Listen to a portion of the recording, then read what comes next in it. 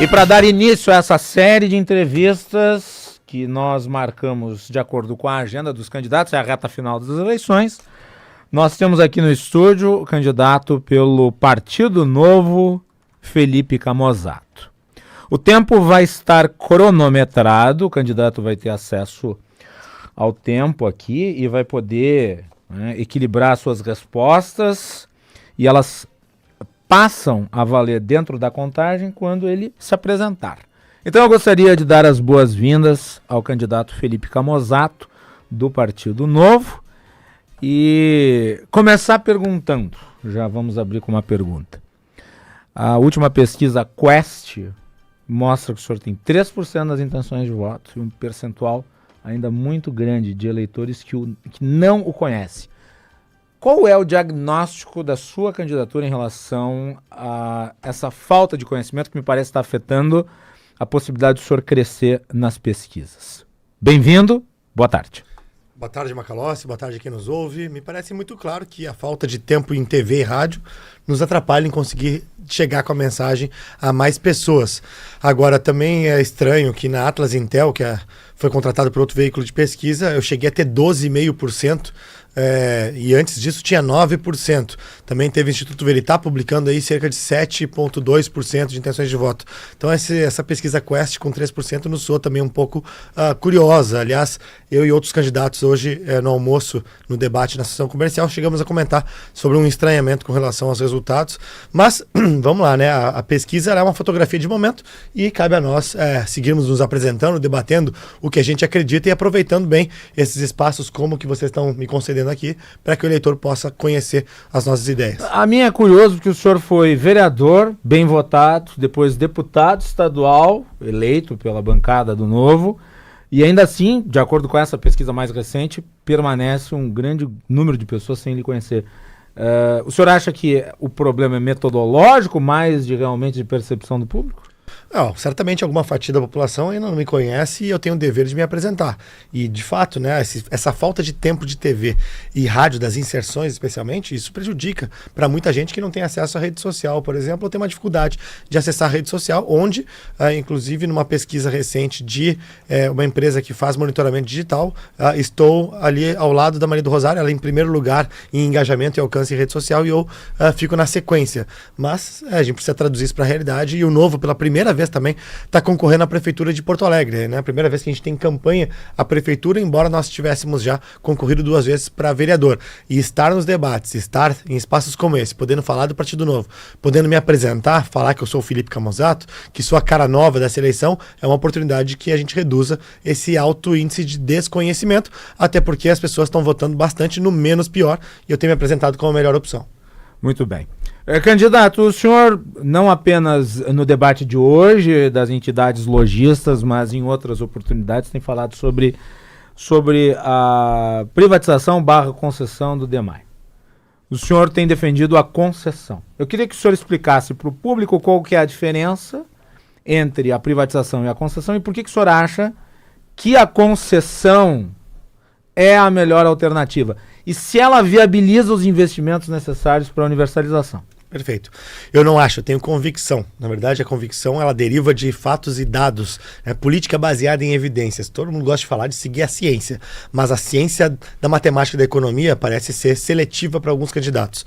Precisam de 4 bilhões de reais para conseguir fazer a universalização do tratamento de esgoto na cidade de Porto Alegre. Hoje nós temos apenas 52% a 55% de cobertura de tratamento de esgoto. 45% do esgoto não tratado vai para os nossos arroios e para o Guaíba. E o DEMAI, nos últimos 50 anos de estatal, não conseguiu chegar a mais do que isso, foi a 50 e poucos %. Ou seja, é um equívoco, lógico, repetir a mesma fórmula e achar que os resultados virão. Pela conta do que o DEMAI tem investido nos últimos anos, na última década, são 67 milhões de reais por ano, Macalossi, de investimento. Isso é a média. Levariam mais de 40 anos para universalizar o saneamento básico em Porto Alegre. Nós não temos 40 anos para esperar. Aliás, isso é aviltante, é uma vergonha Eu acho até uma falta de respeito com o cidadão que não tem o esgoto tratado, que a gente peça para ele aguardar 40 anos, porque a gente tem uma birra ideológica com a concessão. E a concessão ela é diferente da privatização pelo seguinte: privatização é quando você vende a empresa. E aí você vende os imóveis, vende, né, o nome, o patrimônio, até mesmo a folha salarial. Você entrega totalmente o controle. A concessão, ela não é uma venda. A concessão, ela tem um edital que tem as regras de como é que deve ser prestado o serviço, por quanto tempo o parceiro privado vai prestar esse serviço, sob que indicadores de qualidade, satisfação, investimento e até mesmo sobre qual tarifa vai ser feito. E se o parceiro privado, durante esse universo de tempo que ele vai estar prestando o serviço, ele não cumprir com essas regras, ele pode inclusive ser demitido desse contrato. Então, na verdade, a gente vai ter aí 25, 30 anos, onde o parceiro privado tem que fazer esse investimento de 4 bilhões de reais num prazo de 10 anos para cumprir o marco do saneamento. Ele precisa fazer a cobertura de tratamento de esgoto em toda a cidade e aí sim ele vai poder fazer com que a gente tenha esse serviço prestado, porque para o cidadão não interessa se o cano é estatal ou se é privado, interessa que esteja lá. E hoje o DEMAI estatal, né, que é um departamento municipal, ele não tem condições de fazer isso por conta. Aliás, eu tenho até brincado, né? O Armandinho disse na música que queria pegar onda no Guaíba. Pois bem, a Corsan foi privatizada e concedida para a EGEA. Está fazendo toda a obra agora de infraestrutura para entregar esgoto tratado no estado inteiro, inclusive em toda a região metropolitana. Nós veremos em breve o Guaíba sendo despoluído na região metropolitana e só não vai dar para pegar onda no Guaíba porque Porto Alegre até agora não fez a sua parte. Candidato, concessão é um tema que implica a participação do Estado na fiscalização dos contratos. E muita gente aponta problemas na fiscalização dos contratos das concessões mais recentes, notadamente a da Energia CE, a polêmica em relação à CE Equatorial, multas e muitas vezes todo o trâmite do processo jurídico que se dá a partir da fiscalização feita pela Agergs e depois encaminhada para a ANEEL, que é a Agência Reguladora Nacional. O mesmo não se daria aqui em relação a essa concessão e há instrumentos de fiscalização que a Prefeitura poderia utilizar para cumprir esse eventual contrato que seja firmado? Com certeza. Inclusive a prefeitura pode escolher se vai querer ficar fazendo a regulação do serviço ela mesma, se ela vai querer passar para uma agência como a Agergs, ou enfim, quem é que vai estar fazendo essa regulação. Agora, concessão de serviço exige fiscalização. Aliás, terceirização, contratualização, parcerias público-privadas pressupõem de fiscalização dos contratos que forem feitos. Porque um mau contrato vai resultar em um mau serviço. Vale a pena lembrar, quem foi que inaugurou a concessão de aeroportos no Brasil? O governo Dilma Rousseff. A lei das concessões é do governo petista. Exatamente. Que é agora, né, fala como se o Camusato fosse o demônio radical que quer fazer concessão. Bom, foi o PT que começou com a lei de concessões. Agora fizeram concessões e fizeram maus contratos. Vários dos aeroportos que foram inicialmente concedidos tinham contratos péssimos e muitos dos privados que assumiram aqueles aeroportos devolveram os aeroportos porque não queriam mais tocar aquela concessão, tamanho era o descompasso entre a realidade e o que se cobrava no contrato.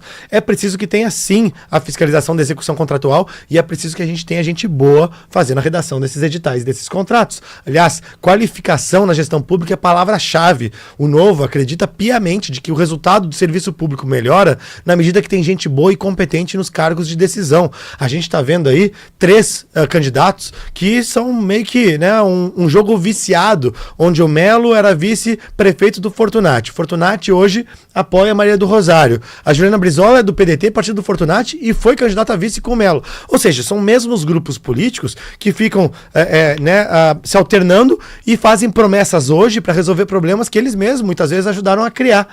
Então, assim, não existe perspectiva de você melhorar as coisas fazendo o mesmo voto. E existe sim perspectiva de melhorar as coisas se você bota pessoas qualificadas nas posições de decisão, coisa que também não tem sido feita. Você vai precisar de menos fiscalização na medida em que você tiver um contrato mais bem elaborado. Sim. Tem algum tipo de modelo que você utilizaria de outro país do mundo ou de outra cidade? Nós estamos vendo aí, por conta do marco do saneamento, uma série de concessões / privatizações, portanto, me parece modelos existem. Qual que o senhor utilizaria como referência, se é que tem alguma? Existem referências dos contratos de parceria europeus e mesmo americano, né? Que são, inclusive tem tanto agências que muitas vezes têm uma participação privada, quanto às vezes são mistas ou estatais. A questão aqui é que o que a gente não pode ter é uma ausência de fiscalização ou uma estrutura, digamos que ela seja uma estrutura estatal, como é a Agergs, que não tenha quadros para fazer isso. Nós temos defendido, inclusive, defendemos que o projeto seja votado, que fosse votado, né? De qualificação dos quadros da Agergs e contratação de mais pessoas, porque os serviços foram concedidos e, na verdade, não foi restabelecido as equipes para fazer a fiscalização. A CE Equatorial pecou muito na parte de comunicação com o público, de divulgação das informações. Inclusive, ela pecou em dizer o estado de coisas que ela pegou na nossa rede elétrica. Mais de 90% da rede elétrica que a CE Equatorial pegou da CE estatal estava em condição de extrema fragilidade. Extrema fragilidade. A CE estatal sequer pagava ICMS, dava calote no Estado. Além disso, era um cofrinho para sindicato ficar fazendo ação trabalhista, indenização e forrar bolso de servidor e de sindicalista. Pois bem, não entregava o serviço, não conseguia fazer manutenção adequada e era pior avaliada em 3 anos consecutivos. Com a CE Equatorial, a coisa está menos pior, mas não significa que ela está boa. Precisa de fiscalização, autuação e se ela não melhorar, eu defendo sim que a gente rescinda o contrato, demita a CE Equatorial e bote um parceiro privado que atenda. Muito bem. Nós estamos com o Felipe Camozzato, candidato a prefeito pelo Partido Novo. Candidato, hoje no debate o senhor também foi muito claro ao falar que uma das soluções para o problema das enchentes em Porto Alegre é terminar as obras incompletas, o diagnóstico foi feito do sistema de contenção da cidade. Sim. O senhor apresentou uma série de obras que não teriam sido executadas na inteireza, com as quais foram projetadas lá na época em que os europeus vieram para cá para elaborar o sistema. E eu lhe pergunto, já tem um orçamento prévio de quanto seria desembolsado para tanto? E, conjuntamente a isso, o atual governo alega que tais obras já estão em andamento. E daí a pergunta é, o senhor não está chovendo no molhado? Olha, eu até acho curioso, né? O governo está dizendo que agora vai fazer as obras e começou a fazer os estudos e está apresentando esse negócio. Que bom que estão finalmente realizando as obras, né? Porque nos últimos 50 anos ninguém viu que não foi construído um dique no Sarandi. Na Vila Nova Brasília, o dique tem 4,5 metros de altura, onde deveria ter 6,5 metros. Na Vila Asa Branca, também no Sarandi, sequer foi construído em mais de 50 anos. O projeto dizia que lá tinha que ter um dique. Então, quem está me ouvindo que é do Sarandi, saiba que vocês não precisariam ter perdido suas casas e suas coisas. As empresas lá não precisariam ter naufragado se alguma gestão desses últimos 50 anos tivesse feito o seu trabalho. Aliás, inclusive aqueles engenheiros ou ex-engenheiros do DEP, do DEMAI, que fizeram a cartinha dizendo que só faltou manutenção, eu queria perguntar para eles como é que se faz manutenção num dique que nunca foi construído. E que eles nunca viram. Deviam ter os diplomas caçados, inclusive, de engenheiro Macalossi, porque isso é um deboche com a população. É um deboche. E que bom que o prefeito Mello agora então está endereçando o tema. Agora, eu tenho uma certa desconfiança com alguém que durante 4 anos não fez manutenção nem de borracha de vedação em comporta, o que, na minha opinião, não é a principal responsabilidade pelas enchentes. Eu acho que realmente teve uma série de fracassos no sistema que está aí posto, mas isso ele poderia ter feito e não fez. E agora vai fazer todas essas obras, ele não conseguiu nem terminar as do centro ainda, na gestão inteira. Candidato, o senhor tem batido insistentemente, não apenas no governo, o senhor acabou de fazer uma crítica, mas também nos demais representantes das outras forças políticas que governaram Porto Alegre. Sim. Inequivocadamente, são essas forças políticas com quem o senhor terá de dialogar, caso o senhor seja eleito, na Câmara de Vereadores. Aliás, o senhor foi cobrado politicamente sobre o diálogo que teria de ter com os parlamentares. Aliás, o senhor tem trajetória no parlamento. Sim. O senhor sabe como é esse mundo. Qual é a arte para governar com minoria? A arte é dialogar. Mas eu acho curioso, né? O senhor falou hoje uma frase que me chamou a atenção. O consenso do que é ruim. Exatamente. Porque assim, até a deputada Juliana Brizola, que falou sobre união e diálogo, como se isso fosse um fim em si mesmo. Adianta se a gente botar numa mesa diferentes fatias do partido nazista para dialogar sobre qual é a melhor chance de exterminar judeu? O senhor não está comparando a Câmara de Vereadores? Não estou comparando, de modo algum. Eu só estou querendo dizer o né? seguinte: quando você tem um diálogo que parte de premissas ruins, de ideias ruins, não é o diálogo que faz com que a ideia seja boa. Nós precisamos discutir sobre as coisas certas que precisam ser feitas. Eu fui no extremo aqui para chamar a atenção de que o diálogo por si só não é uma coisa que necessariamente nos leve a fazer a coisa certa. Na verdade, o que nós precisamos discutir é sim ouvir as partes, mas em torno de uma agenda correta para a cidade. Eu fui vereador em Porto Alegre por 2 mandatos. Mas o senhor chegar a uma conclusão que o senhor considere virtuosa e os parlamentares na Câmara chegarem a outra e o senhor depender dos votos deles. Não, tudo bem. Ok, mas a gente vai tentar construir esse consenso. Veja, eu fui vereador durante 2 mandatos aqui na Câmara Municipal. Fui vereador que mais revogou leis na história do município, aprovei a Lei de Liberdade Econômica, aprovei até a emenda à Lei Orgânica do município, que trouxe transparência para as estatais e autarquias do município de Porto Alegre, fazendo elas publicarem seus demonstrativos financeiros sob as mesmas regras que bolsas que empresas que estão na Bolsa de Valor. Para fazer uma alteração de lei orgânica, precisa de 2/3 do parlamento em votação de 2 turnos. Os primeiros partidos que assinaram comigo essa lei que eu propus foi o PT e o PSOL. Eu não tenho nenhum problema em dialogar com quem é divergente. Agora, eu tenho problema em fazer diálogo improdutivo, em partir de uma premissa que é equivocada e, através de diálogo e união, fazer a coisa errada. Eu acho que não é isso. E Porto Alegre, durante muito tempo, não teve diagnósticos corretos sobre a sua situação. De novo, essa questão do sistema contra cheias. A Juliana Brizola e a Maria do Rosário têm insistido no tema de que só faltou manutenção. Desculpa, isso é um diálogo, é um diagnóstico equivocado. Se a gente ficar acreditando que só faltou manutenção, ninguém vai fazer o dique da Asa Branca, que não é manutenção que faltou construir o dique.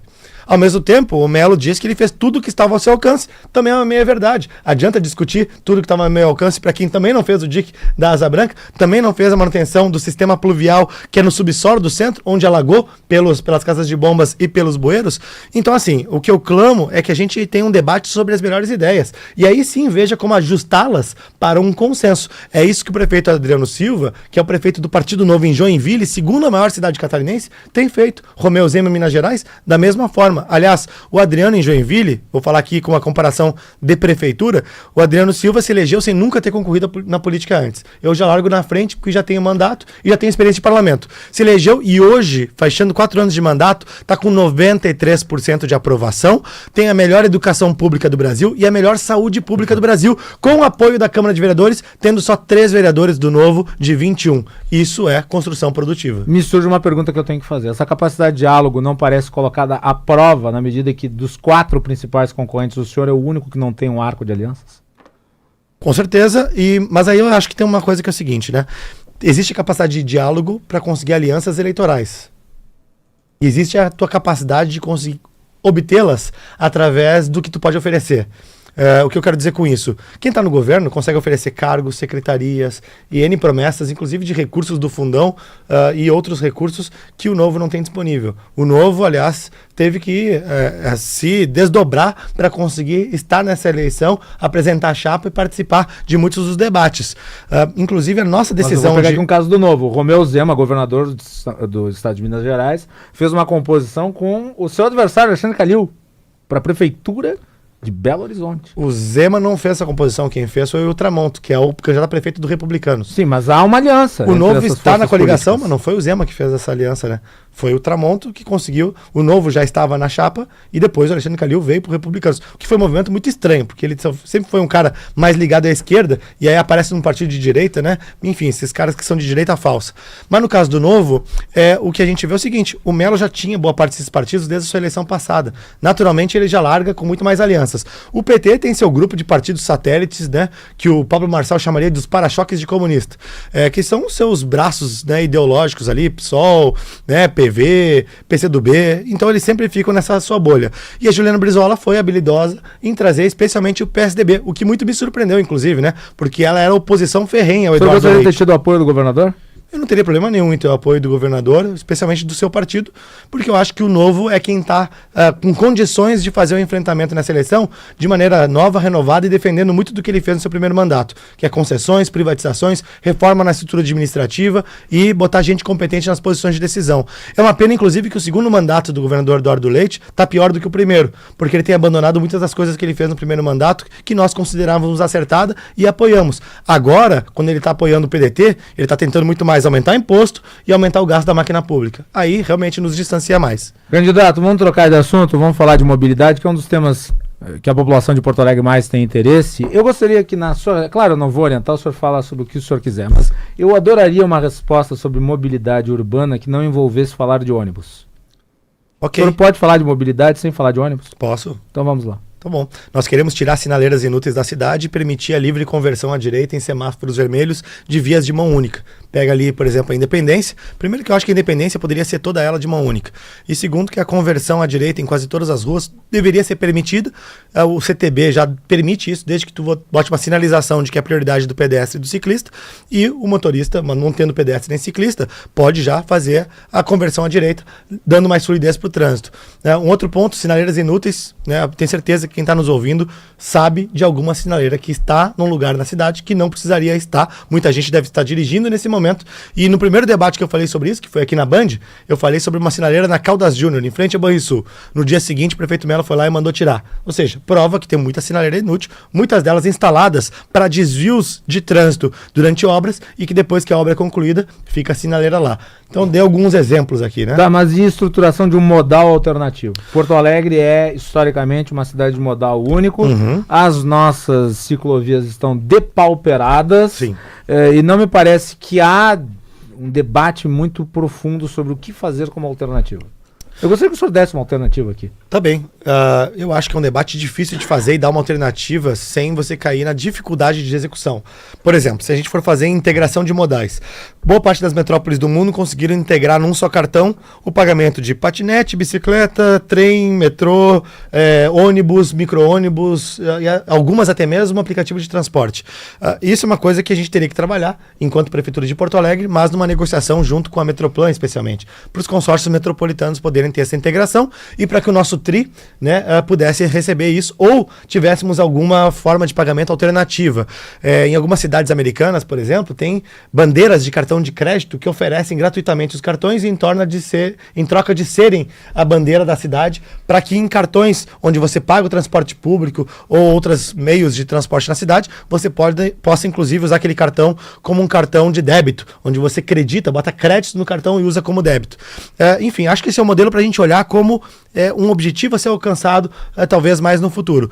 No curto prazo, eu entendo que a gente tem algumas coisinhas que a gente pode fazer. Integração de ciclovias. Tem muita ciclovia que liga nada a lugar nenhum, que são contrapartidas de obras realizadas na cidade. Acho que a gente precisa sim ter ciclovias, é um modal alternativo que funciona, mas não adianta a gente pintar a ciclovia em cima de faixa que nem fizeram recentemente na Ipiranga, próximo da Silva Só. Universal, não é um modal dada universal. A geografia de Porto Alegre. Não, mas tem muita... Porto Alegre tem boa parte do seu território plano, salvo alguns locais acidentados. Nesses locais, por que não usar desse tipo de deslocamento? Outra coisa, a votação de plano diretor, ela é uma das principais votações para ajudar na mobilidade. E a gente está aí há mais de 10 anos sem conseguir revisar o plano diretor. Por que eu estou falando isso, né? O senhor vai entregar o plano diretor para a Câmara de Vereadores apreciar, pelo menos no início do seu mandato, os primeiros 2 anos? O senhor tem esse projeto, sim. O senhor se identifica com essa pauta? Gostaria de fazer isso tão logo possível. E nós acreditamos no seguinte, para responder sobre mobilidade, por que tem relação com o plano diretor. Boa parte das cidades onde tem maior qualidade de vida são cidades em que as pessoas se deslocam mais a pé, Macalossi. A mobilidade do pedestre, ela é colocada como uma das formas de se deslocar. E em Porto Alegre a gente anda muito pouco a pé, porque primeiro, tem baixa densidade, poucos bairros têm comércio ativo nos seus térreos, que dá segurança na calçada, tem pouca atratividade, tem pouca gente morando nos bairros. É possível dizer que tem poucas calçadas? Calçadas de má qualidade em muitos casos. Boas. Exatamente. E também a questão da criminalidade, fora a questão cultural do porto-alegrense querer ir até a esquina para um supermercado e pegar o carro para ir, em vez de ir a pé muitas vezes. Mas enfim, isso a gente quebra essa lógica, fazendo com que a cidade possa se adensar mais. O que eu quero dizer com isso? Onde há infraestrutura urbana de transporte público, via asfaltada, onde tem ali ciclovia, onde tem cobertura de policiamento, de saneamento, de telecomunicações, de iluminação, nesses locais é onde você poderia ter mais unidades habitacionais. Então, em vez de ter um terreno que está subaproveitado com 2, 3, 4 apartamentos, ali poderiam ter 20. E poderia ter no mesmo prédio, talvez, metade do prédio de escritórios comerciais, outra metade de residencial, e no térreo ter um restaurante, um bar, um salão de beleza, um comércio, que ajudaria, inclusive, a pagar a conta do condomínio daquele prédio. Isso tem vários estudos publicados por urbanistas e arquitetos mundo afora, dizendo que isso aumenta a oferta imobiliária na cidade, reduzindo o custo do metro quadrado de imóveis para vender e para alocar. Tu reduz o custo de vida na cidade e, ao mesmo tempo, as pessoas conseguem morar mais perto dos serviços públicos e também do mix de serviços, gastronomia, arte, cultura, lazer e também, obviamente, do seu trabalho. Então, mobilidade tem tudo a ver com o plano diretor e nós estamos perdendo tempo em não votar isso logo. Por que o senhor acha que o plano diretor não foi entregue até agora? Acho que não Qual foi que é o seu prioridade. diagnóstico? Acho que não foi prioridade desse governo. Vai ser sua, portanto. Certamente. É uma das legislações mais transformadoras. Eu entrei em 2017 na Câmara de Vereadores, inclusive falando sobre o plano diretor já, Macalossi, porque eu já tinha pretensão de votá-lo. O senhor vai revisitar a questão do zero ou o senhor pretende usar como base algum estudo prévio que já tenha muita sido coisa preparado? De estudo prévio já que já está sendo conduzido e que eu quero aproveitar. O senhor considera sim. que é aproveitável? Com certeza é. Tem muitos elementos, inclusive urbanísticos, que estão postos nos projetos da revitalização do centro histórico do 4º Distrito, que poderiam ser ampliados para o resto da cidade. Desde questões de incentivo à retrofit, que é quando você faz reformas de edifícios históricos, preservando o caráter histórico, mas ao mesmo tempo dando uma nova fachada, permitindo que a gente tenha incentivo tributário para quem qualifica o seu empreendimento, consegue fazer, por exemplo, um telhado verde, rooftop, ou mesmo uma fachada ativa, acabar com a monoutilização, né? Ou colocar a mixigenação de usos, ou seja, num mesmo empreendimento que hoje no centro está lá, que ele é 100% residencial, que ele possa ser flexibilizado para ter meio comercial, meio residencial, que os zoneamentos possam também ser flexibilizados para que a gente não precise ter uma área estritamente residencial e que possa ter mais comércio nessas áreas também. E também outros elementos, a gente entende que é preciso sim incentivar as fachadas ativas e que o recuo frontal seja aos poucos cada vez mais eliminado. O que eu quero dizer com isso? A gente tem um monte de prédio nessa cidade que ele fica isolado no meio do terreno, onde tem um gramado enorme na frente, uma cerca na frente, não tem nenhuma atratividade para o pedestre, gera insegurança e ao mesmo tempo o morador daquele prédio paga um apartamento mais caro, um condomínio mais caro, um IPTU mais caro para sustentar um gramado, que não é jardim nenhum. Poderia estar nos fundos como uma pracinha ou nas laterais, mas nossa lei urbanística insiste que tem um recuo frontal. Além de que poderia ter um comércio ali conectado na calçada, dando mais segurança e emprego. A Secretaria da Fazenda do município estima uma queda de receita por conta da tragédia climática de maio até o início do próximo ano. Como é que o senhor vai angariar receita para viabilizar os seus projetos? A gente não tem Considerando que o senhor é contra a elevação de tributos. Sim, a gente não tem grandes obras faraônicas previstas no meu plano de e governo. essas envolvendo a construção dos diques, faltantes, não vai dispor de recursos. Mas essa tem recurso disponível já, inclusive. Tem recurso tanto do PAC quanto tem recurso próprio da Prefeitura. E a Prefeitura tem capacidade de financiamento nos bancos públicos, inclusive. E mesmo nos privados. Essa será a fonte. Ela tem acesso a crédito. A Prefeitura de Porto Alegre, se tem uma coisa boa sobre ela, é que a gente fez o dever de casa desde 2017 para cá, que era parar de se endividar de maneira burra e fazer com que o fluxo de caixa, né, tão mal falado, muitas vezes mal compreendido, fechasse a conta. Porto Alegre começou, inclusive, a parcelar salário de servidor, começou a dar calote em fornecedor, e nós fizemos reforma da Previdência, reforma administrativa, fizemos reajustes de contratos, vendemos muitos imóveis inutilizados pela Prefeitura, e isso se equalizou. E a gente, com isso, voltou a ter capacidade de obter empréstimo. Não só empréstimos, por exemplo, do PAC, do governo federal, onde a prefeitura tem que fazer o projeto e depois pega esse recurso, mas também empréstimos de bancos públicos. E eu acho saudável que a gente pegue dinheiro emprestado para essas finalidades, para investimentos que retornem em maior qualidade de vida e produtividade dos serviços públicos e da cidade. Com o desenvolvimento econômico, a receita do município cresce, sem aumentar imposto, porque ela cresce na proporção do crescimento da economia. Habitação. No centro de Porto Alegre nós temos muitos prédios abandonados, que são prédios comerciais, precisariam ser adaptados. O senhor daria funcionalidade a eles? Com certeza. Tem muito prédio público ali, municipal, estadual e federal, inclusive, que a gente brigaria para que pudesse ser transformado em habitação, sim. Inclusive participando de muitos programas habitacionais, usando até mesmo a legislação de retrofit. Muitos deles precisam de reforma e adaptação para isso. Não faz sentido você construir todo um prédio novo, todo um condomínio novo, lá na fronteira da cidade, em bairros periféricos, fazer com que essa população, que já é mais pobre, tenha que andar 1h30 para chegar no centro de Porto Alegre para poder habitar. Poderia estar ali no centro. Aliás, em vez daquela ocupação, na verdade, aquela invasão do MTST no prédio do INSS, o governo federal junto com a prefeitura poderiam estar agindo em conjunto para aquilo virar sim habitação em programas sociais para muitas pessoas que talvez tenham perdido tudo em outros bairros de Porto Alegre, como as ilhas. Mas, infelizmente, né, o partido, né, ali do Boulos, né, o PSOL, gosta muito dessas invasões, gosta de fazer política dessa forma.